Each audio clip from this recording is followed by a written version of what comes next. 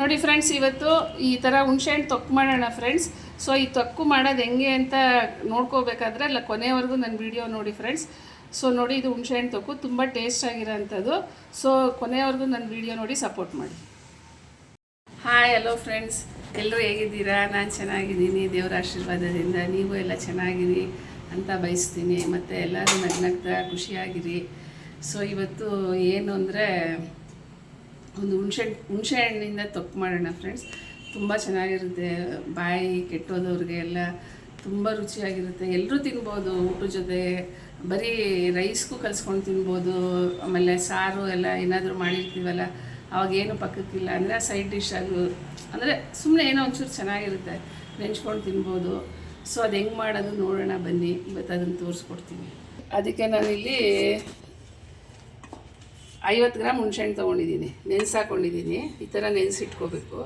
ಆಮೇಲೆ 20 ಇದು ಬ್ಯಾಡಗಿ ಮೆಣಸಿನ್ಕಾಯಿ ತೊಗೊಂಡಿದ್ದೀನಿ. ನೀರಲ್ಲಿ ಒಂದು 5 ನಿಮಿಷದಿಂದ ನೆನೆಸಿಟ್ಟಿದ್ದೀನಿ. ಸುಮ್ಮನೆ ಅದು ಸ್ವಲ್ಪ ಮೇಲಿರೋದೆಲ್ಲ ಕೊಳೆ ಹೋಗಿ ಕಲರ್ ಚೆನ್ನಾಗಿ ಬರುತ್ತೆ ಅಂತ. ಅದೇನು ನೆನೆಸಿಲ್ಲ ಅಂದರೂ ನಡೆಯುತ್ತೆ, ಬಟ್ ನಾನು ನೆನೆಸಿದ್ದೀನಿ. ಒಂದು 5 ನಿಮಿಷ ಆಯಿತು ನೆನೆಸಿ ಅಷ್ಟೇ.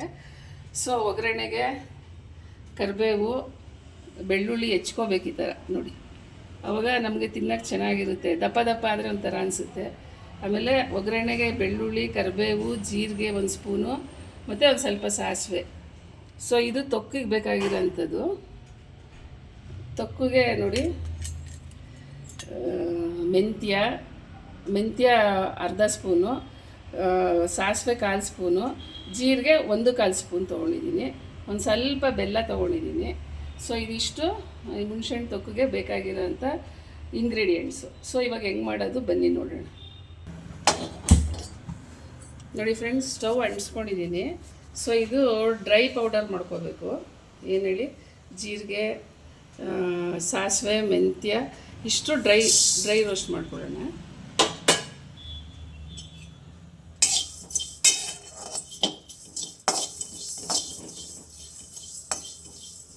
ಚೆನ್ನಾಗೆ ಘಮ ಅನ್ನೋ ಥರ ರೋಸ್ಟ್ ಮಾಡೋಣ. ಇದು ಸಿಯೋದು ಬೇಡ ಫ್ರೆಂಡ್ಸ್, ಮೀಡಿಯಮ್ ಆಗಿ ಗಮ್ಮನ ಸ್ಮೆಲ್ ಬರುತ್ತೆ, ಕಲರ್ ಚೇಂಜ್ ಆಗುತ್ತೆ. ಆವಾಗ ಇದನ್ನು ತೆಗೆದುಬಿಡೋಣ. ತುಂಬ ಸುಲಭವಾಗಿ ಮಾಡ್ಕೊಳ್ಳೋ ಅಂಥ ರೆಸಿಪಿ ಫ್ರೆಂಡ್ಸ್ ಇದು. 1 ತಿಂಗಳು ನೀರು ಸೋಗಿಸ್ತಾ ಇಟ್ಟರೆ ಆರಾಮಾಗಿರುತ್ತೆ ಇದು. ಅಂದರೆ ಈಗ ಮಾಡುವಾಗ ಏನು ಪ್ರೊಸೀಜರ್ ಮಾಡ್ತೀವಿ ಅದು ಮುಗಿದ ಮೇಲೆ ನಾವು ಯೂಸ್ ಮಾಡೋ ಟೈಮಲ್ಲಿ ನೀರನ್ನ ಯೂಸ್ ಮಾಡಬಾರ್ದು. ನೀರನ್ನ ಯೂಸ್ ಮಾಡಿದ್ರೆ ಹಾಳಾಗುತ್ತೆ. ವಿತೌಟ್ ನೀರು ವಿತೌಟ್ ನೀರು ಅಂದರೆ ನೀರನ್ನ ಬಳಸ್ತೆ ಅಂದರೆ ಟಚ್ ಮಾಡ್ತೀರಾ, ನೀರು ಕೈಯಲ್ಲೆಲ್ಲ ಮುಗ್ದಿರಾ, ಹಂಗೆ ಆದರೆ ನೀವು ಫ್ರಿಜ್ಜಲ್ಲಿ ಇಡೋ ಅಂಥದ್ದೇ ಬೇಡ, ಹೊರಗಡೆನೇ ಇರುತ್ತೆ 1 ತಿಂಗಳವರೆಗೂ. ಎಲ್ಲರೂ ಊರಿಗೆ ಹೋಗ್ಬೇಕಾದ್ರೆ ಮಾಡಬೇಕಾದ್ರೆ ಆರಾಮಾಗಿ ಮಾಡ್ಕೊಂಡು ತೊಗೊಂಡೋಗ್ಬೋದು.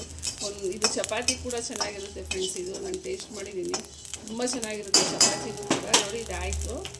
ಇದೊಂದು ತಟ್ಟೆಗೆ ತೊಗೊಂಬಿಡೋಣ. ಇದರಲ್ಲೇ ಇದ್ದರೆ ಇನ್ನೂ ಸೀದೋಗುತ್ತೆ. ಮತ್ತು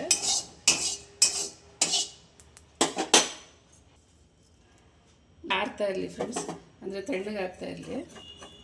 ನೋಡಿ ಸ್ವಲ್ಪ ತಣ್ಣಗಾಗಬೇಕಿದ್ದು. ಸೊ ತಣ್ಣಗಾಗಕ್ಕೆ ಬಿಟ್ಟಿದ್ದೀನಿ. ಇವಾಗ ಗೊತ್ತಾ ಫ್ರೆಂಡ್ಸ್, ಸ್ಟವ್ ಇಲ್ಲಿ ಅಂಟ್ಕೊಂಡು ಈ ಹುಣಸೆಹಣ್ಣು ಏನು ನೆನೆಸ್ಕೊಂಡಿದ್ದೀವಿ ನಾವು, ಈ ಹುಣಸೆಹಣ್ಣು 1 ಅವರ್ ನೆನೆಸ್ಕೊಳ್ಳಿ, ಚೆನ್ನಾಗಿರುತ್ತೆ. ನೋಡಿ 1 ಅವರ್ ನೆನೆಸ್ಕೋಬೇಕು ಈ ಹುಣಸೆಹಣ್ಣ. ಈ ಥರ ಬೇಯಿಸ್ಕೋಬೇಕು ಫ್ರೆಂಡ್ಸ್ ಹುಣಸೆಹಣ್ಣ ಚೆನ್ನಾಗಿ. ಅದು ಗೊಜ್ಜು ಬಿಡಬೇಕು ಚೆನ್ನಾಗಿ. ನಮಗೆ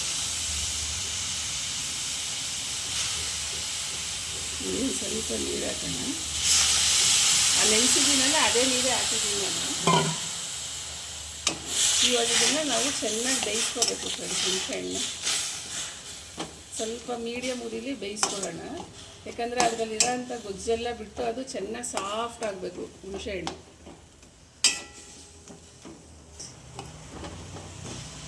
ನೋಡಿ ಫ್ರೆಂಡ್ಸ್, ಇನ್ನೂ ಚೆನ್ನಾಗಿ ಮೆತ್ತಬೇಕು. ಮೆತ್ತಗಾಗಬೇಕು. ಸೊ ನೋಡಿ, ಇನ್ನೂ ಒಂದು ಸ್ವಲ್ಪ ನೀರು ಹಾಕ್ತಾಯಿದ್ದೀನಿ.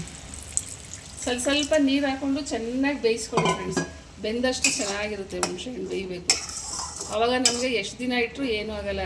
ಈ ಕಲ್ಲು ಇರುತ್ತೆ ಕೆಲವು ಹುಣಸೆಹಣ್ಣಲ್ಲಿ, ಮಣ್ಣು ಥರದ್ದು. ಅದೆಲ್ಲ ಸ್ವಲ್ಪ ಜಾಲಿಸ್ಕೊಂಡು ಅಥವಾ ಚೆನ್ನಾಗಿ ತೊಳೆದು ಹುಣಸೆಹಣ್ಣ ಮಾಡಿಕೊಂಡ್ರೆ ಒಳ್ಳೆಯದು ಅನ್ಕೋತೀನಿ.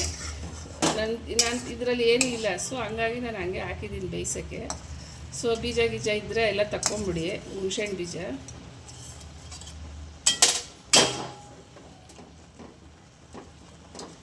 ಬಿಡ್ತದೆ ನೋಡಿ ಫ್ರೆಂಡ್ಸ್, ಎಷ್ಟು ಚೆನ್ನಾಗಿ ಗೊಜ್ಜು ಬಿಟ್ಟಿದೆ. ಈ ಥರ ಆಗಬೇಕು ಹುಣಸೆಹಣ್ಣು. ಇಷ್ಟಾಗೋವರೆಗೂ ಬೇಯಿಸ್ಕೊಳ್ಳಿ. ನೀರು ಕಮ್ಮಿ ಆಗ್ದಂಗೆ ಒಂಚೂರು ಹಾಕೊಂಡು ನೋಡಿ ಹಿಂಗೆ ಗೊಜ್ಜು ಬಿಡೋ ಥರ ಬೇಯಿಸ್ಕೊಳ್ಳಿ ಹುಣಸೆಹಣ್ಣನ್ನ. ಆಮೇಲೆ ಖಾರನೂ ಅಷ್ಟೇ ಫ್ರೆಂಡ್ಸ್, ನಾನು 20 ಮೆಣಸಿನ್ಕಾಯಿ ತೊಗೊಂಡಿದ್ದೀನಿ ಇದ್ರದ್ದು ಬ್ಯಾಡಗಿ ಮೆಣಸಿನ್ಕಾಯಿ. ಸೊ ನೀವು ಖಾರ ಕಮ್ಮಿ ಬೇಕು ಅಂದರೆ ಖಾರ ಕಮ್ಮಿ ಹಾಕ್ಕೊಳ್ಳಿ. ನಾನು ತೊಗೊಂಡಿದ್ದೀನಿ ಅಂತ ನೀವು ಅಷ್ಟು ತೊಗೋಬೇಡಿ. ನಾನು ಸ್ವಲ್ಪ ಖಾರ ಇರಲಿ ಅಂತ ತೊಗೊಂಡಿದ್ದೀನಿ. ಬಟ್ ಗುಂಟೂರು ಮೆಣಸಿನ್ಕಾಯಿ ಅಷ್ಟೊಂದು ಖಾರ ಬರೋಲ್ಲ, ಬಟ್ ಆದರೂ ಖಾರ ಇರುತ್ತೆ. ಗುಂಟೂರಲ್ಲ ಬ್ಯಾಡಗಿ ಮೆಣಸಿನ್ಕಾಯಿ. ಆದರೂ ನೀವು ನೋಡಿ ಖಾರ ತೊಗೊಳ್ಳಿ. ನಿಮ್ಗೆ ಖಾರ ಜಾಸ್ತಿ ಬೇಕು ಅಂದರೆ 20 ಮೆಣಸಿನ್ಕಾಯಿ ಹಾಕ್ಕೊಳ್ಳಿ, ಕಮ್ಮಿ ಬೇಕು ಅಂದರೆ ಕಮ್ಮಿ ಮಾಡ್ಕೊಳ್ಳಿ ಅಷ್ಟೇ. ನಾನಿಲ್ಲಿ 50 ಗ್ರಾಮ್ ಹುಣಸೆಹಣ್ಣಿಗೆ ಮಾಡ್ತಾ ಇರೋದು ಫ್ರೆಂಡ್ಸ್. ನೋಡಿ ಚೆನ್ನಾಗಿ ಗೊಜ್ಜು ಬಿಟ್ಕೊಂಡಿದೆ ಎಲ್ಲ ಕ್ಲೀನಾಗಿ. ಸೊ ಇದು ಸ್ವಲ್ಪ ತಣ್ಣಗಾಗಲಿ, ಮಿಕ್ಸಿಗೆ ಹಾಕೊಳ್ಳೋಣ. ಅಲ್ಲಿವರೆಗೂ ಇದು ನಾವು ಸಾಸಿವೆ ಜೀರಿಗೆ ಎಲ್ಲ ಹಾಕ್ಕೊಂಡಿದ್ದೀವಲ್ಲ, ಅದನ್ನು ಮಿಕ್ಸಿಗೆ ಹಾಕೊಳ್ಳೋಣ. ಈ ಬೆಲ್ಲ ಇದರಲ್ಲೇ ಹಾಕಿರ್ತೀನಿ ಫ್ರೆಂಡ್ಸ್. ಒಂಚೂರು ತೊಗೊಳ್ಳಿ ಬೆಲ್ಲ. ಇದು ಆಪ್ಷನಲ್, ನಿಮಗೆ ಬೇಕು ಅಂದರೆ ಹಾಕೊಳ್ಳಿ, ಬೇಡ ಅಂದರೆ ಬಿಡಿ. ಬಟ್ ನಾನು ಹಾಕಿದ್ದೀನಿ ಒಂಚೂರು ಟೇಸ್ಟ್ ಚೆನ್ನಾಗಿರುತ್ತೆ ಅಂತ ಅಷ್ಟೇ. ನೋಡಿ ಫ್ರೆಂಡ್ಸ್, ನೆನೆಸ್ಕೊಂಡಿರೋಂಥ ಮೆಣಸಿನ್ಕಾಯಿ ಅದನ್ನು ಇದ್ರ ಜೊತೆಗೆ ಹಾಕೊಂಡ್ಬಿಡ್ತೀನಿ. ನೋಡಿ ಎಷ್ಟು ಇದೆಲ್ಲ ಬಿಟ್ಟಿದೆ ಇದರಲ್ಲಿ. ಸೊ ಹಂಗಾಗಿ ನೆನೆಸ್ಕೊಂಡಿಲ್ಲ ಅಂದರೂ ಪರವಾಗಿಲ್ಲ. ಬಟ್ ನೆನೆಸ್ಕೊಂಡ್ರೆ ಏನಂದರೆ ಒಂದು ಸ್ವಲ್ಪ ಕಲರ್ ಚೆನ್ನಾಗಿ ಬರುತ್ತೆ ಅಂತ. ನೋಡಿ ಫ್ರೆಂಡ್ಸ್, ಡ್ರೈ ರೋಸ್ಟ್ ಮಾಡ್ಕೊಂಡಿದ್ವಲ್ಲ ಅದು ಮೆಣಸಿನ್ಕಾಯಿ ಎಲ್ಲ ಇಷ್ಟು ರುಬ್ಕೊಂಡಿದ್ದೀನಿ. ಇವಾಗ ಬೇಯಿಸ್ಕೊಂಡಿರೋ ಅಂಥ ಹುಣಸೆಹಣ್ಣನ್ನ ಹಾಕೋತಾ ಇದ್ದೀನಿ.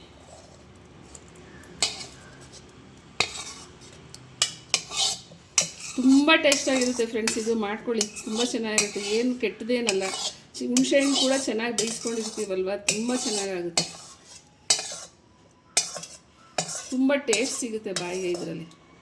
ಹುಣಸೆಹಣ್ಣು ಅಂದ್ರೇ ಬಾಯಿ ನೀರು ಬರುತ್ತೆ. ಸೊ ಇದಕ್ಕೆ ಈಗ ರುಚಿಗೆ ತಕ್ಕಷ್ಟು ಉಪ್ಪು ಹಾಕಿ ಗ್ರೈಂಡ್ ಮಾಡ್ಕೊಳ್ಳೋಣ ಫ್ರೆಂಡ್ಸ್. ನೀರು ಹಾಕೋಬೇಡಿ. ನೋಡಿ ಇಷ್ಟು ಹಾಕೋತಾ ಇದ್ದೀನಿ. ಇದು ಸಾಕು ಅಂದ್ಕೊತೀನಿ. ಚೂರು ಇದು ಮಾತ್ರ ನೀವು ನೋಡಿ ಹಾಕೊಳ್ಳಿ ಫ್ರೆಂಡ್ಸ್. ಅಷ್ಟು ಹಾಕೊಳ್ಳಿ. ಜಾಸ್ತಿ ಇತ್ತು ಅಂದರೆ ಉಪ್ಪು ಇದಾಗುತ್ತೆ. ಕಮ್ಮಿ ಹಾಕ್ಕೊಂಡು ಮಾಡಿಕೊಂಡು, ಜಾಸ್ತಿ ಕಮ್ಮಿ ಇತ್ತು ಅಂದರೆ ಜಾಸ್ತಿ ಒಂದು ಸ್ವಲ್ಪ ಹಾಕ್ಕೊಂಡು ನೋಡಿ ಫ್ರೆಂಡ್ಸ್. ಇವಾಗ ಬಾಣಲಿ ಇಟ್ಕೊಂಡು ಸ್ಟವ್ ಅಳಿಸ್ಕೊತಾ ಇದ್ದೀನಿ. ನೋಡಿ ಇವಾಗ ನಾನು ಇದು ರುಬ್ಬಿರೋ ಅಂಥದ್ದು ನೋಡಿ, ಇದು ತೊಕ್ಕು ಇದು ಎಲ್ಲ ಹಾಕಿ ರುಬ್ಕೊಂಡಿದ್ದೀನಿ ನೋಡಿ. ಇದು ರುಬ್ಬಿದ್ದೀನಿ. ಈಗ ಇದನ್ನು ಸ್ವಲ್ಪ ಎಣ್ಣೆ ಹಾಕಿ ಒಗ್ಗರಣೆ ಮಾಡ್ಕೊಳ್ಳೋಣ. ತುಂಬ ಸುಲಭ ಫ್ರೆಂಡ್ಸ್.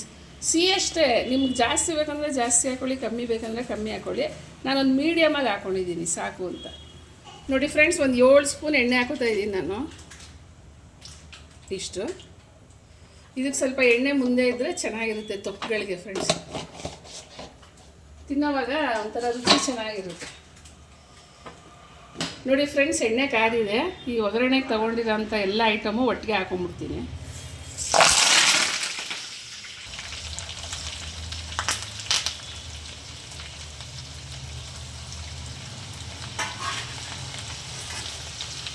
ಈ ಥರ ಒಟ್ಟಿಗೆ ಹಾಕೊಂಡಿದ್ದಾಗ ನೋಡಿ. ಆಮೇಲೆ ಈಗ ಒಂದು ಸ್ವಲ್ಪ ಇಂಗು ಹಾಕೋಣ.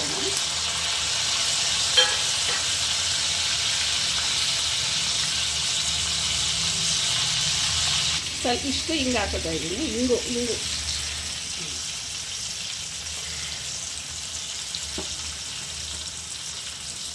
ಘಮ ಅಂತ ಇದೆ ಫ್ರೆಂಡ್ಸ್. ನೋಡಿ ಎಲ್ಲ ಚೆನ್ನಾಗಿ ಬಾಡಿದೆ. ಈ ಬೆಳ್ಳುಳ್ಳಿ ಅದ್ರ ಜೊತೆಗೆ ತಿಂತಾ ಇದ್ರೆ ಒಂಥರ ಟೇಸ್ಟ್ ಚೆನ್ನಾಗಿ ಅನಿಸುತ್ತೆ. ಇವಾಗ ನೋಡಿ ಎಲ್ಲ ಆಗಿದೆ ಅದು. ಈಗ ಇದು ಹುಣಸೆಹಣ್ಣು ರುಬ್ಬಿಟ್ಕೊಂಡಿರೋಂಥದ್ದು ಇದಕ್ಕೆ ಹಾಕುತ್ತೆ.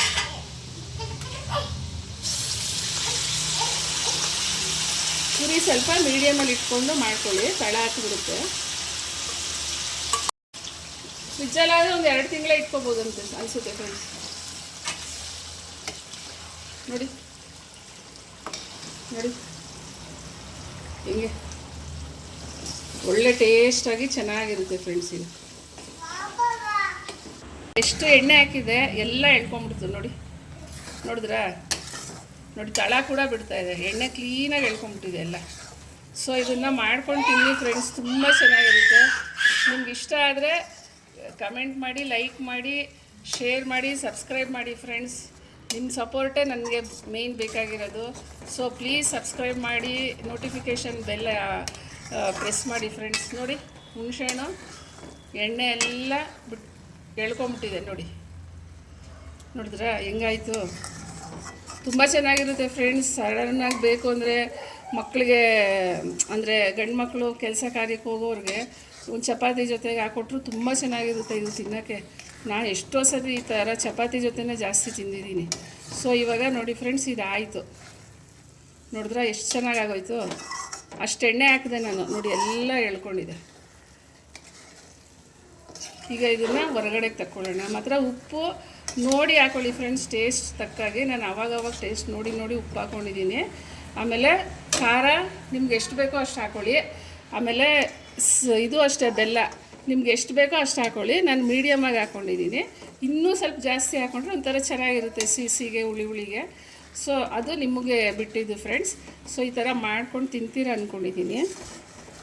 ಮಾಡ್ಕೊಳ್ಳಿ ಫ್ರೆಂಡ್ಸ್. ಅನ್ನಕ್ಕೆ ಕಲಿಸ್ಕೊಂಡು ತಿಂದ್ರಂತೂ ಎಂಥ ಟೇಸ್ಟ್ ಇರುತ್ತೆ ಗೊತ್ತಾ, ಇದು ತುಂಬ ಚೆನ್ನಾಗಿರುತ್ತೆ.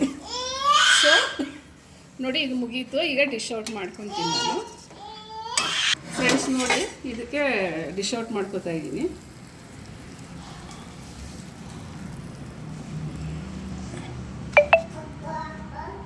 ಹುಣಸೆ ಹಣ್ಣಿನ ತೊಕ್ಕು ಫ್ರೆಂಡ್ಸ್.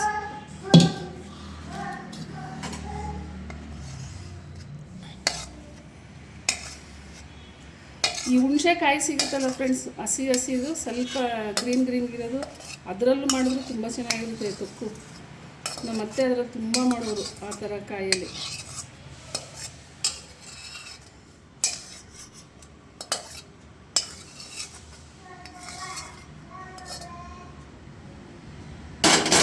ನೋಡಿ ಎಷ್ಟು ಚೆನ್ನಾಗಾಗಿದೆ.